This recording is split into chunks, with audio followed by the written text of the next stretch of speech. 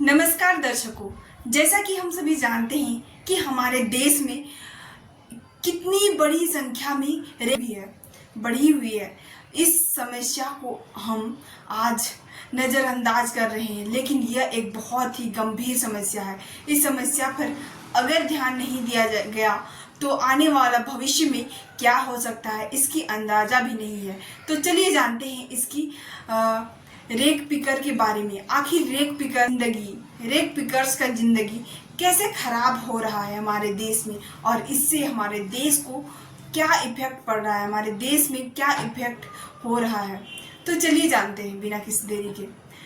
तो जैसा कि आपने देखा होगा, हमारे देश में रेक पिकर्स बहुत ज़्यादा बढ़ी हुई है। कितनी ज़्यादा मात्रा में हमारे रोड में, हमारे मोहल्ले में, हमारे शहर में दिखाई पड़ते हैं। उन लोगों का स्थिति बहुत ही गंभीर है। वे प्लास्टिक में कुछ ढेर होते हैं, कचरे के ढेर में बहुत गंदी चीज़ें होती हैं। उन सारी चीज़ों में वे अपनी ज़िंदगी को, अपनी लाइफ को दांव पर रखकर अपने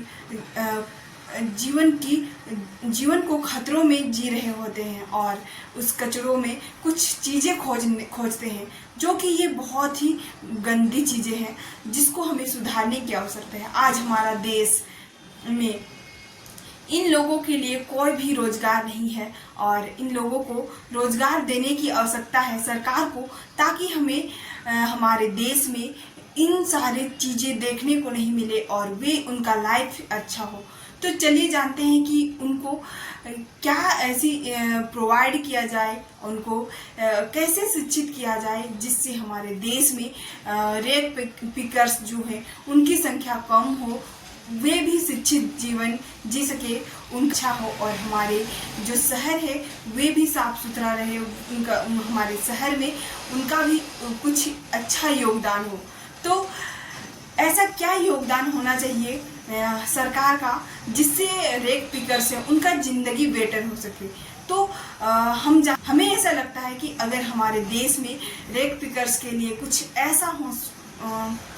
ऐसा हॉस्टल बनाया जाए जिसमें वे कुछ छोटे स्किल्स सीख सके और अपने जीवन यापन के लिए कुछ क्रिएटिविटी सीख सके, कुछ नया चीज़ें जान सके, वैसे व्यवस्था बनाया जा सके, वैसा हॉस्टल बनाया जाए और उनको रहने खाने पीने का हर सुविधा दिया जाए, ताकि वे हमारे शहरों में, हमारे आसपास गलियों में कचरे ढूंढते नहीं नजर आए, जिससे हमारा देश एक विकसित देश तो बन भी सकता है, और इससे हमारे सोसाइटी में, हमारे देश में एक अच्छा वातावरण भी रहेगा और उनको एक अच्छा लाइफ मिलेगा। तो चलिए हम जानते हैं कि इसके मजबूरी का क्या कारण है। इसके मजबूरी के कारण है गरीबी।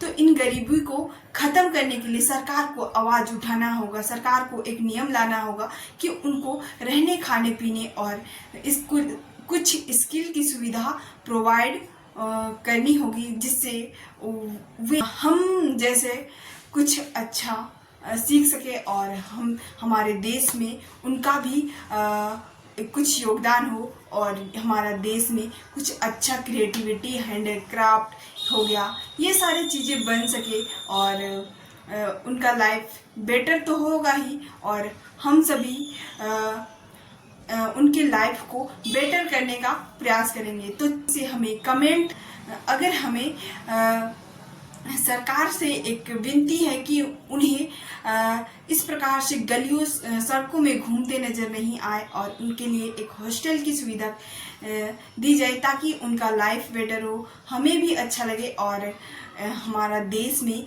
इस प्रकार से रेक पिकर का ज़िंदगी भी अच्छा हो। धन्यवाद।